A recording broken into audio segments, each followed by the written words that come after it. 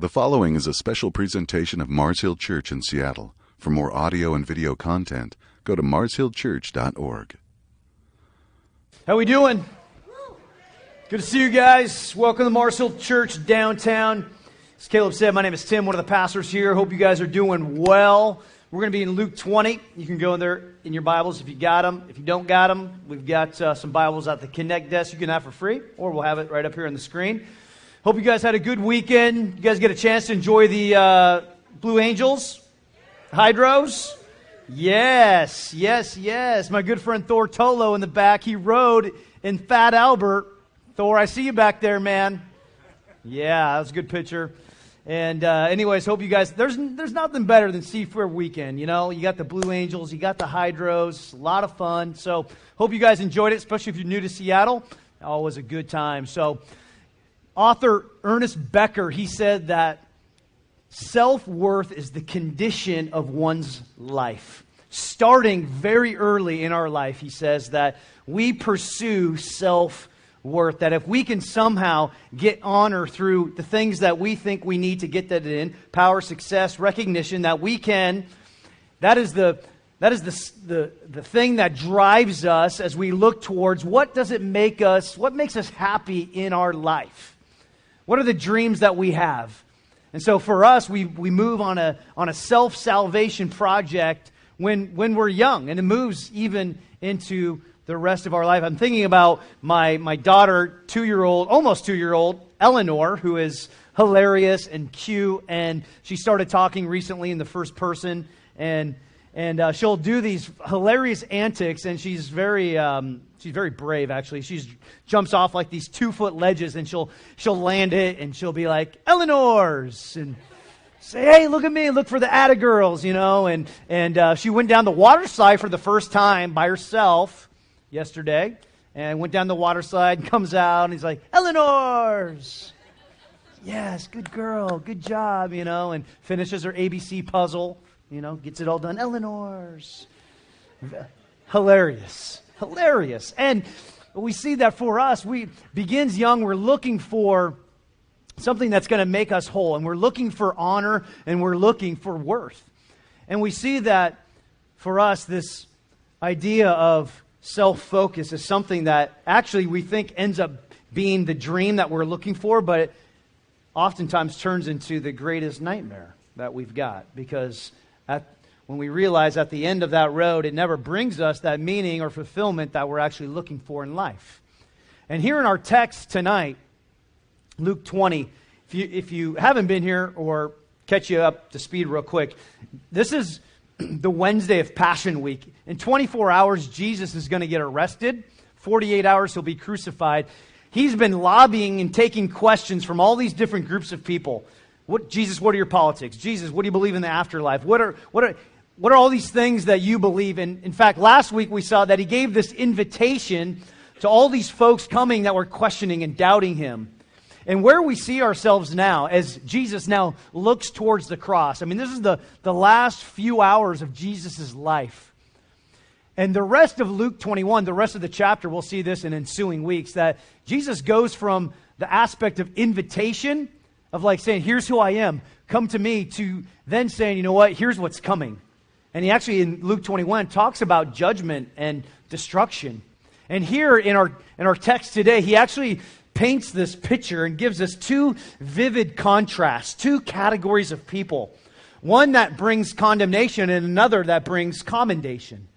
He says, for us, if you want to know what it is like to know Jesus and serve Jesus, he points us to this picture of this woman who is humble and generous and sacrificial, and says if you want to know the opposite of what it means to know me, he points a picture to these men that are self-absorbed, self-focused.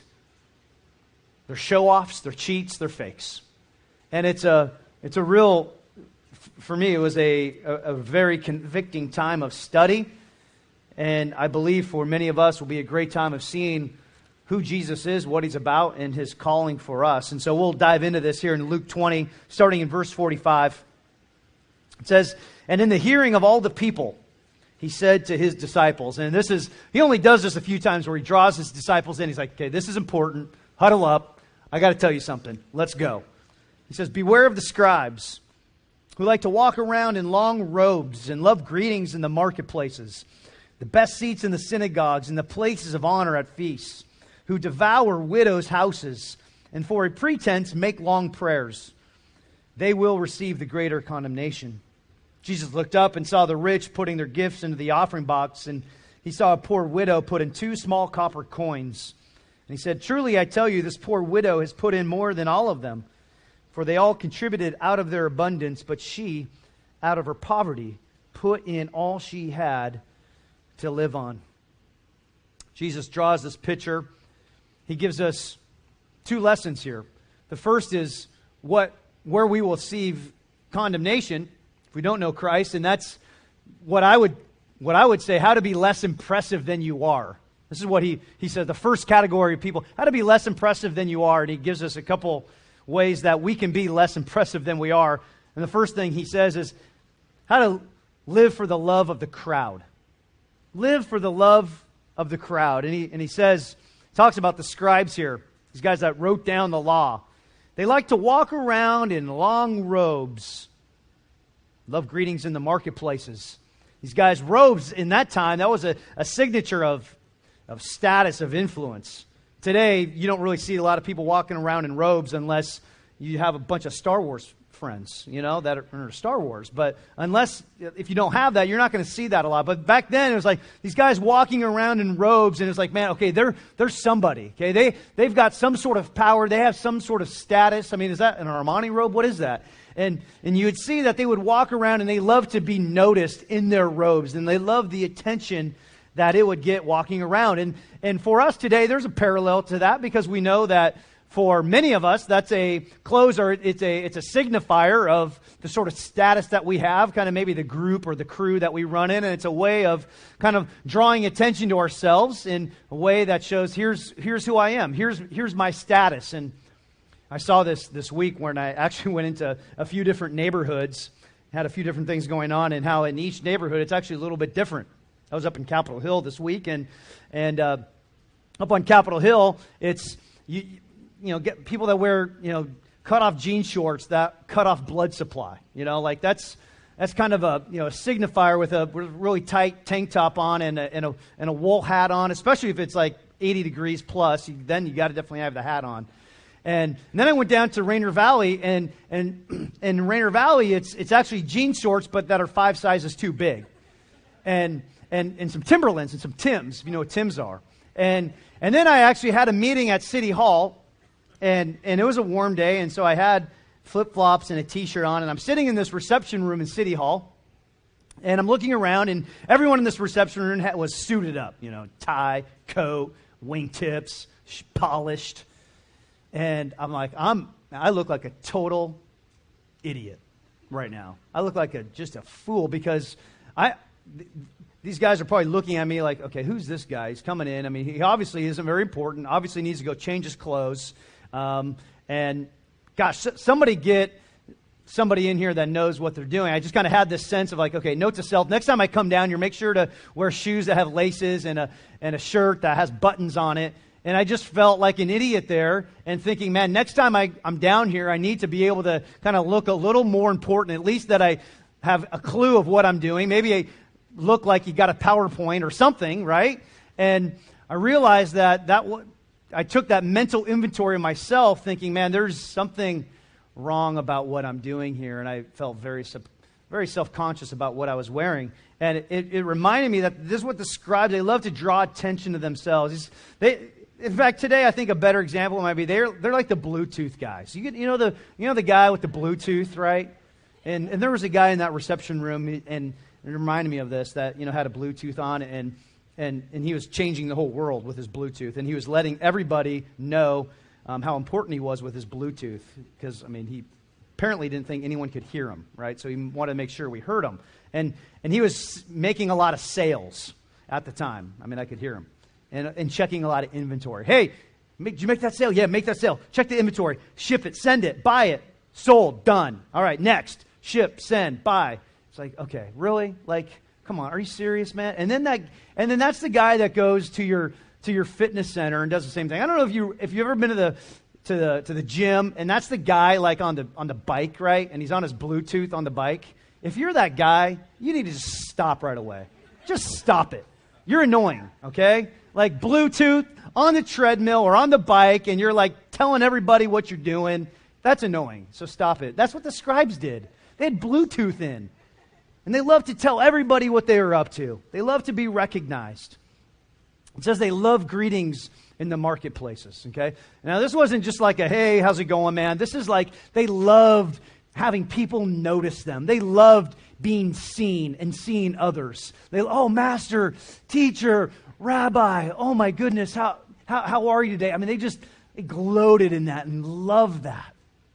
It's like a buddy of mine who wanted me to start calling him doctor. You know, hey, I got my degree. Can you start calling me doctor now? Like, dude, it's an honorary degree. You didn't even earn it. Like, are you kidding me? No, I'm not calling you doctor. You know, but these guys, they just love the titles. Now, there's nothing wrong with titles because, you know, that master, teacher, rabbi was a sign of honor and respect, but that's what they lived for. They lived for that. They just loved that, and they took that in. How are these guys? To be seen and see others. The second thing Jesus says here is, to be less impressive than you think you are, is to be sure of your significance. To be sure of your significance. It says in verse 46, the last part of it, says, they had the best seats in the synagogues and the places of honor at feasts.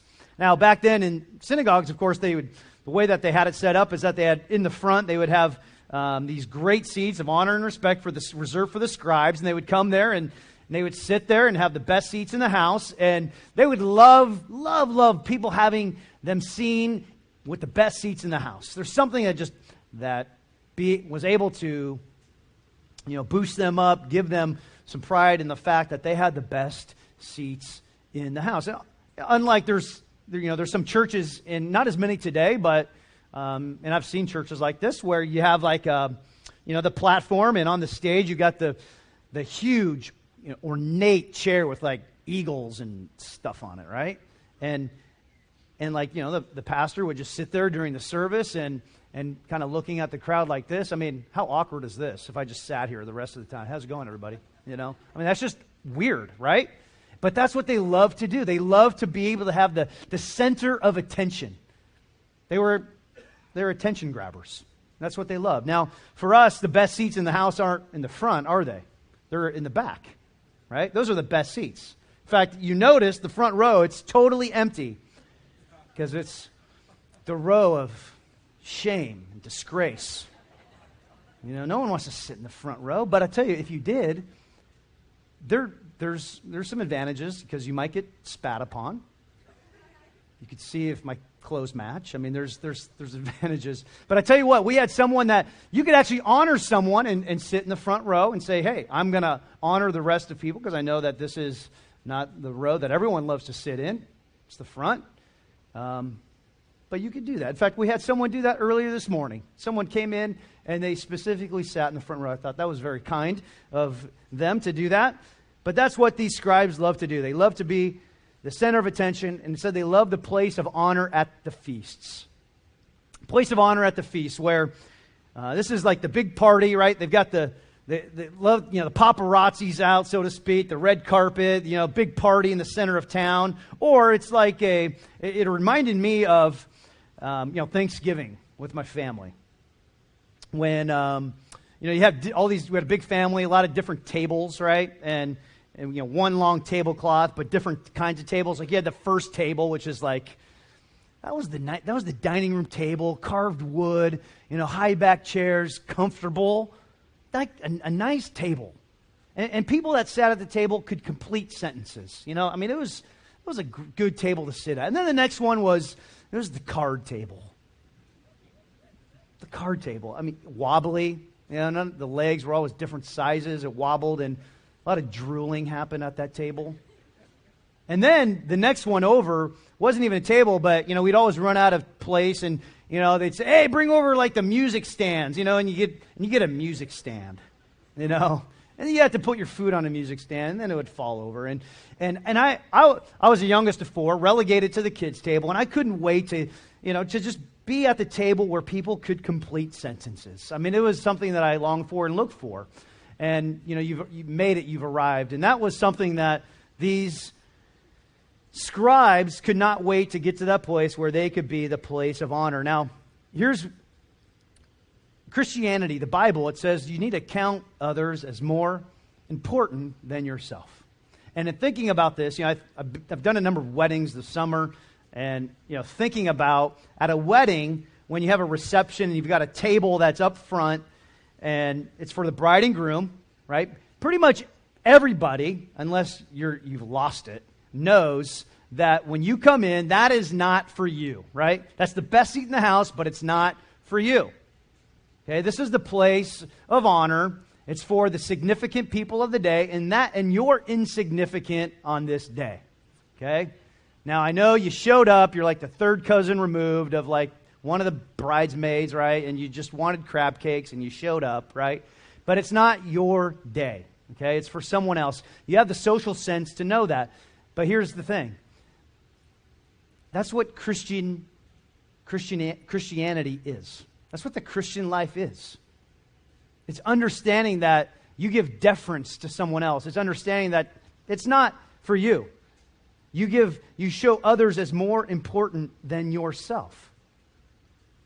Now, the thing about the best seats is that, the scribes, what they loved more than just having the best seats, like with the best view, was telling others that they had the best seats. Hey, did you see the seats I had? Hey, did you see those? They're putting up, they're like putting it on their Facebook statuses or, taking a picture, letting everyone else know the great seats. Hey, did you see the seats I got? Yeah. And they love doing that.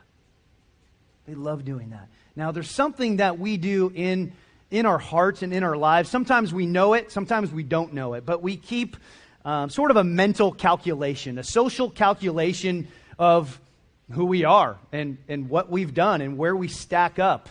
And we know, okay, we can see across the spectrum of the things that we've done.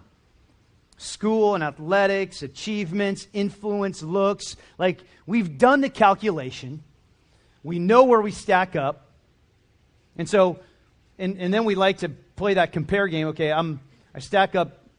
I feel better about myself when I compare myself to this person, or I feel worse about myself if I compare myself to this person. And there's a sort of calculation that happens that oftentimes we don't even talk about. And again, going back to my daughter, this whole thing, kind of calculation, starts young. In fact, I saw this recently. My nephew, 7 years old, plays soccer. He's hanging out with his buddies. I'm talking with him after the soccer game, telling me about the game. One of his teammates' friends comes up. He's like, hey, I scored a goal. It's like, man, that's awesome. Way to go. And then one of his other buddies like, hey, I scored 2 goals. Hey, that's great. Good job. Great job. And you can see one of his other friends just kind of stewing a little bit, just kind of thinking of like, okay, I gotta one-up these guys somehow, right? And he's like, hey, I scored 3 goals and 1 from a corner kick. Really? Corner kick, huh? You're 7. That's a big field. You can't even kick it that far. I'm like, well, it's probably on video, right? Like, that'd be pretty cool to see it on video. We should go watch it. Your dad videos your games. Oh, well, he didn't get a chance to video that one. And oh, really? How come? Because he's like, well, he wasn't there. I'm like, well, I thought he was one of your coaches. Just didn't show up. Oh, well, I was like, you're trailing off there, buddy. Is that a niner? What is that? You just see that for us, and we can do this. We can do this often in our life, where we look to elevate ourselves, to be sure of our significance, and we may exaggerate a bit. You think of the times that you've exaggerated a story. You've exaggerated something you've done, somewhere you've been. In a story. An insignificant story, right? That's got no bearing on anything, and yet you exaggerated it slightly. Not a lot, so you didn't look like an idiot, but just a little bit, to make it look better so that you could elevate yourself a little bit over whomever you wanted to in your mind. And that's what we do.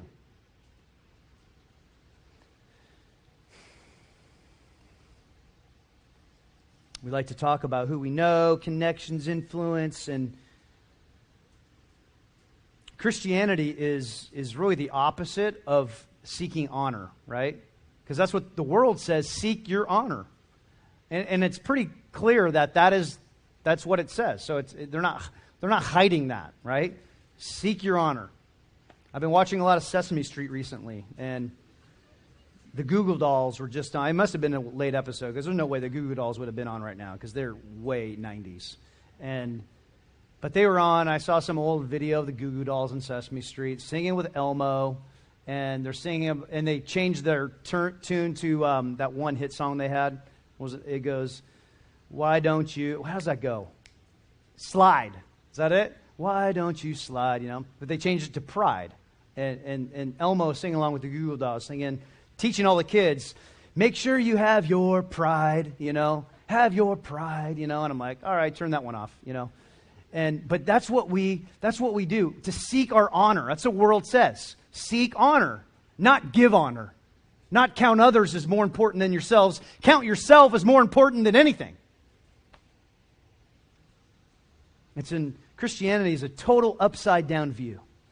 The third thing Jesus says here is how to be less impressive than you think you are, is to be a spiritual fraud. Is to be a spiritual fraud. He says in verse 47, these scribes, they devoured widows' houses, and for a pretense make long prayers. They devoured widows' houses. They used people in vulnerable situations for their own gain. For their own gain. Not only did they look for their own honor, but they used God for their own gain. They used the name of God. Okay, the name of God is going to allow me to get more success and wealth and influence, and so I'm going to use the name of God to do that. The things we see here in our culture today, people that are abused and scammed are the elderly. And we see this. There's stories about this all the time, the elderly getting scammed and bilked. I was actually just watching, I don't know why I was. It made me seriously want to vomit. But I was watching some Christian television the other day. And, oh, man, I'll tell you what, there's this guy on there. He's talking about how the end of the world's coming. Anyways. He's like, put your hands on the TV screen. Touch the screen. Touch the screen. Touch the screen, you know. Touch it, you know. I'm like, I don't want to get my fingerprints on it, you know. Touch it, do it. And he's like, if you give me $1,000 now, I will send you water from the River Jordan. And it's anointed. I was like, wow, where's my checkbook, you know?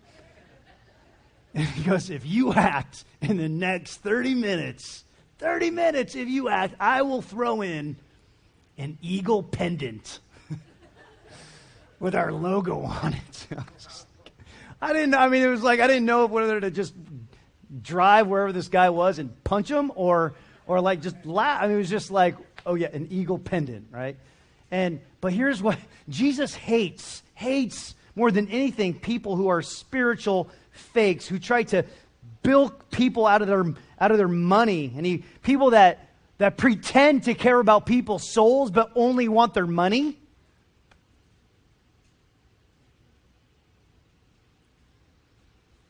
Spiritual fakes. Now, a hypocrite, is not the person who does the right thing even though they don't feel like doing it. That's not a fake. Someone who does the right thing even though they don't feel like doing it. That's called growing up. That's called maturing. Okay? There's a lot of things we don't like doing. Even, it's like raising kids. You know, they're not feeling like doing things all the time, but you know what? You got to do it. Okay? It's growing up. Or a relationship with Jesus. Reading the Bible, singing songs, giving, going to community group, A lot of times we don't feel like it, but it's called faithfulness. It's called faithfulness. And in that, God will work. Marriage. Not all the time I'm feeling like loving my wife, leading well, talking. Surprising, huh? But to be a faithful husband, that's what I'm called to do. The fake is someone who is trying to fool people to believe there's something they're not. The fake is someone who's trying to fool people to believe there's something they're not. Instead of just being honest about it, like, man, I'm not feeling like it. Here's where my heart. The fake is like just putting on the face, putting on the mask, trying to, be very impressive. And that's what these guys did. They said their long prayers, pretentious long prayers. And they wanted to look and be spiritually impressive. The question for us is, when we pray, are we more concerned about others hearing us or having God respond? Or having God respond. See, so often if you are more concerned about having others view you as spiritually impressive, or you can be spiritually respected, we get into a cycle of living in a prison of fear and anxiety because we've moved into a life of complete and total people-pleasing, which then just leads to that manipulation, that exaggeration, putting on the face, being the fake, the phony that these scribes were. And it leads to that life of fear and anxiety because you end up leaving conversations after you said something, you prayed, you're at a community group or whatever it is, you leave and you're like, man, I wonder how they took that. I wonder how they viewed me. I wonder how they looked at me. I wonder. And you lay in bed at night and it's hard to shut off your mind because you're always wondering what they thought of you, how you said that, how you looked, and everything is this self-focus. And you're way more concerned about that than your relationship with God and knowing and loving and serving Him. Are you more interested in being spiritually impressive? And this can happen for those of you that are parents, this can happen parenting, like, oh man, how am I doing as a parent? How do other people view me as a parent? Are my children obeying?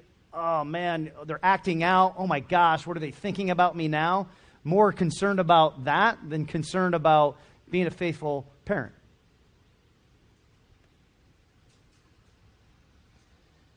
And Jesus is just laying this groundwork, saying, man, there's such a huge difference between self-forgetfulness and self-absorption. And it reminds me of in Revelation, the 7 churches, the church of Sardis, it says they had a reputation for being alive, but inside were dead. They had a reputation for being alive, but inside were dead. And my hope, my prayer for us as a community, as a church, as individuals, is that, man, we don't have a reputation for being alive, but inside are dead. And we're not being open and honest about it. And we just continue to live just trying to put up a good face and be impressive. And all of this, it just really reminds me of, there's a verse in 2 Chronicles, King Uzziah. King Uzziah was a king, and he started off great and did some great things, and he started off humble and started off really depending on God. And then there's a poignant, prophetic verse in 2 Chronicles 26, talking about King Uzziah. It says, in Jerusalem, he made engines invented by skillful men to be on the towers and the corners, to shoot arrows and great stones. And his fame spread far, for he was marvelously helped till he was strong. He was helped. He depended on God. He understood who he was until he became strong. But when he was strong, he grew proud to his destruction. Man, I think this plays out so often for our society, for some of us, and we see this, athletes, musicians, businessmen, businesswomen, pastors, families, churches. I was reading the account of Bernie Madoff. He had that $80 billion Ponzi scheme in New York City. And he was talking about he had no intent of ever getting to that place. I mean, that wasn't the intent going in. In fact, he said early on he made a couple bad investment decisions that cost the people a little bit of money. But instead of just coming clean and just saying, hey, man, I made some bad mistakes, some investment decisions, I'm going to have to get this to you. He said, my pride would not allow me to come clean and admit that I made a couple bad decisions. So I just had to go kind of clean it up and make it look good and try to come back around and try to get them money a little bit later down the road. And that decision to not come clean, that decision to not come to the end of himself because he was too proud to admit he had made a mistake, led to years and years of this Ponzi scheme. Just one little decision, all of a sudden, it just goes on top of the other decisions, and now all of a sudden, this $80 billion mess he's in. And so often we can live that out, not wanting to come clean, not wanting to just be honest and understand that there was a time that we need help. And sometimes things go well and we get proud and comes at our own destruction. And, here in Seattle, maybe some of you, and we get a lot of people that are moving here and coming here. Seattle has, over the last 20, 30 years, has turned into this amazing world-class city. A lot of wealth and influence and power. I mean, 50 years ago, man, you look back on pictures, it has grown tremendously. And you think of all of the areas that we have influence in the world. Retail and aerospace, technology, coffee, retail, arts, culture, music. I mean, there's a ton of things and people come here for many of those things to achieve their dreams, to do something, and to gain some of that power, success, or recognition that we're looking for. And could it be that path in your life, the things that you're searching for, that has led to the reason that maybe things are falling apart or might fall apart? We look at what pride is, and pride is faith in the idea that God had when He made you. Pride is faith in the idea that God had when He made you. And, pride, and in particular spiritual pride, it looks around, it looks at life, it looks at all the things in life, and says, I did it. I did it. By my power. And I'm doing it for my glory, for my honor. I did it, and I'm doing it. By me, for me. I worked harder. I worked smarter, more efficiently. And so what happens with pride is that we think that we deserve it. And so pride brings this deep, deep sense of entitlement and owedness. I did this, I deserve this. And it works when things are going well and when things are going not so well. When things are going well, you're getting good things, and it's like, well, hey, I worked harder, I worked smarter, I deserve it. And when things maybe aren't going so well, and you're suffering, and we say, man, that's not fair. I don't deserve that. I'm owed this instead of that. So pride claims to be an author of what clearly is a gift. Claims to be an author of what clearly is a gift. On the flip side of that, humility, someone that's humble understands that life is a gift. Life is a gift. The things that we have, the things that we've received, the things that we've been given. And I know that for some of you here tonight that, and I lived full-blown in this cycle before I understood and was freed from this life of self-absorption. I still struggle with it, no question. But there's many, I think, here that believe that, you're the captain of your soul. You know, in terms of you're the captain of this life, you're in control, you have the authority, you're in charge. But I'd ask you, how much of your life is really under your control? How much of your life is really under your control? Because when you really get down to it, most of your life was never, you didn't have a hand in. You didn't have a hand in your race, your gender, the century that you were born in, the location that you were born in. And you think, man, if you were born in another time, another place, you don't think things might look a little bit different for you? Born in 14th century Europe during the bubonic plague, or we'll name a million things in terms of different places, different times. Things would look different. It would have an impact on who you are today. And you may say, I've worked hard. Yeah, but with what? With what? The mind, the talent, the gift, the abilities that God and God alone gave you.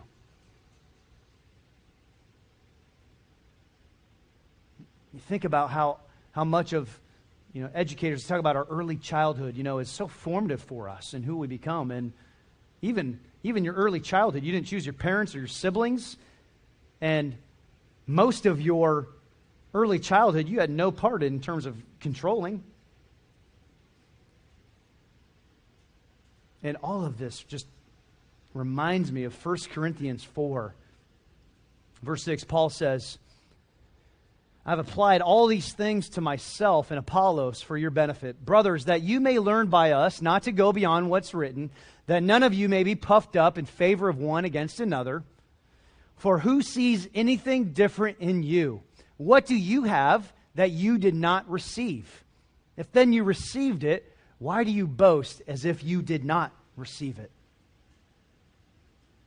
A miserable life is one that is lived with a sense of entitlement or owedness. And I know this from experience because, and I think of just the remnants of this in my life and how this shows up. I mean, just not that long ago, Brittany and I, my wife, we had an executive elders campus pastors retreat up in Suncadia. And after a long season, looking forward to a couple days away, rest, and we went to check in. We were early. Check-in wasn't until 4.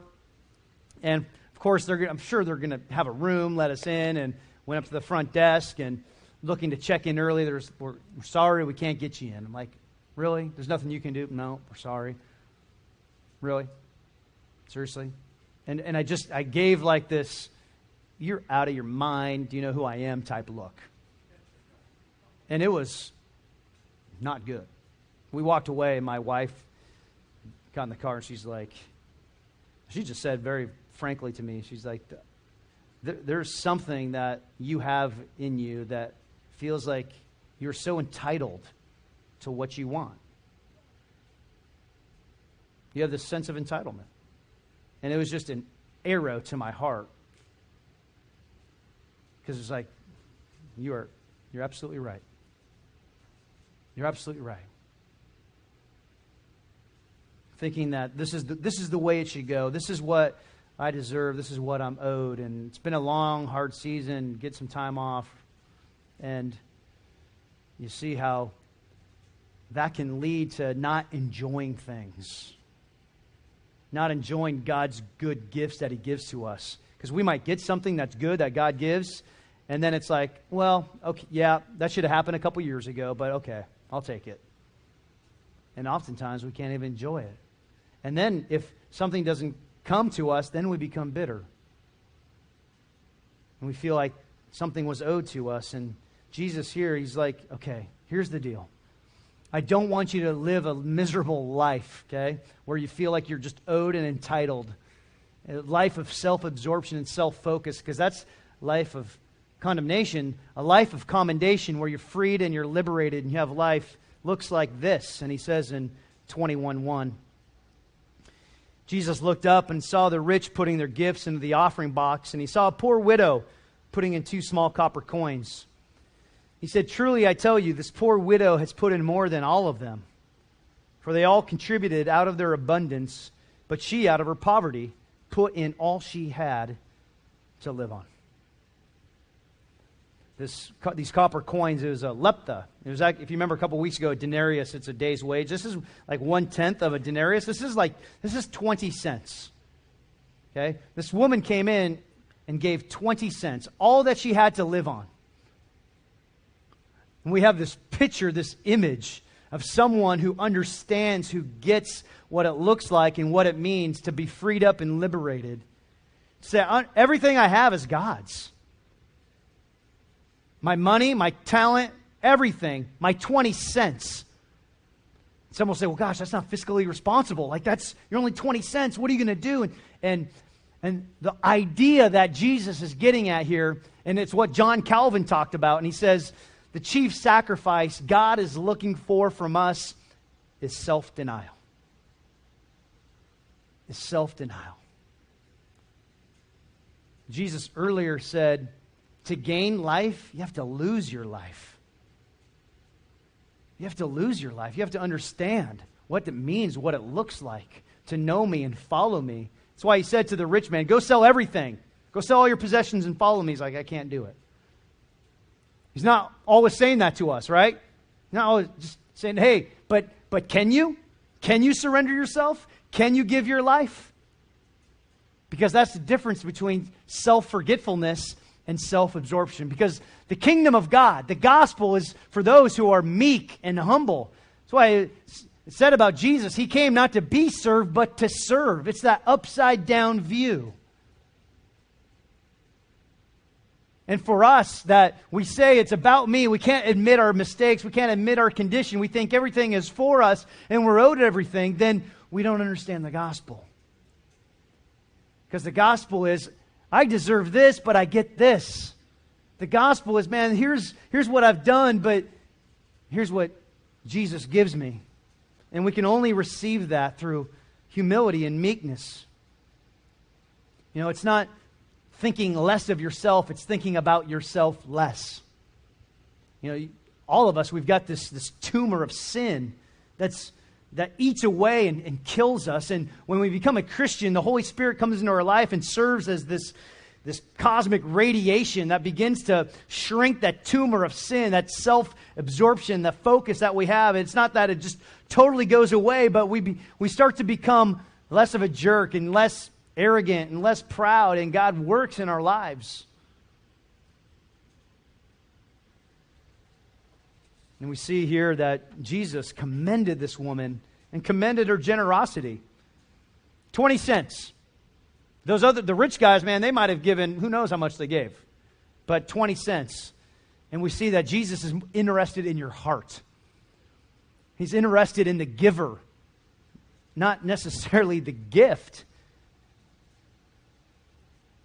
She was generous because of what it cost her. She was generous because of what it cost her. And that looks different for all of us, right? For some of you, you might fall into this category. For others, it looks different. And I think it shows that all of us can be generous in here, right? This woman, 20 cents, generous.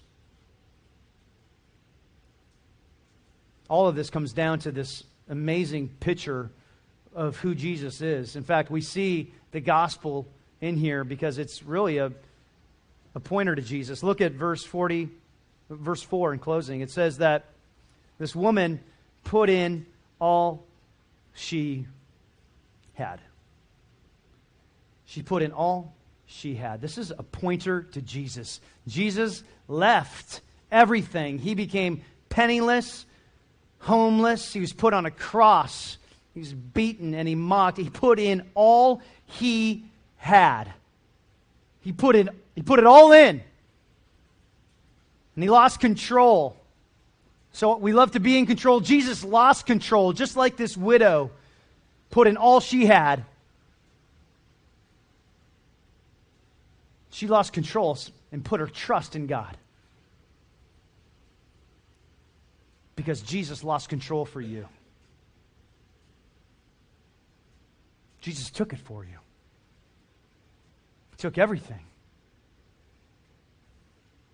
All the moments, all the times, every moment that we are just pursuing our own glory, went on the cross of Christ, and Jesus says, come to me. I will free you. I will liberate you. I will get you out of that miserable life. Don't end up like every Behind the Music episode that you see, right? That just always stands out to me because it's like we pursue some sort of power, success, or recognition. It's like those are always, every episode's the same thing, right? It never brings you the type of life you had. And you talk to the most important, powerful people in the world that have more than anybody, and they will always say the same thing. It never brings what we're looking for. Jesus Christ came. He gave us a gift. He gave us himself. And I pray as we close tonight that you would meet him, you would know him. If you're not a Christian, that you would give your life to him. Ask your question, am I more concerned about looking good? Am I more concerned about getting the attaboys or the attagirls? What am I concerned about? Or am I concerned as Jesus comes in my life about serving, loving others? And our heart as a people, as a community, is to serve our city, is to serve one another. And I pray that we would do that. I pray that this would open our hearts to see our sin, number one, not be like Bernie Madoff, but admit it, that we're all sinners. We're all broken. We all need the grace that Jesus tonight is offering to each of us. Receive that grace tonight as we come to communion. It's for Christians. Give your life to him. Partake of the bread, which is his broken body, the wine, blood being shed. Receive grace. We need it. We're also going to receive our offering. Our financial stewards are going to come forward. An opportunity to give, to worship God, the things he's given to us. An opportunity to repent and be generous tonight.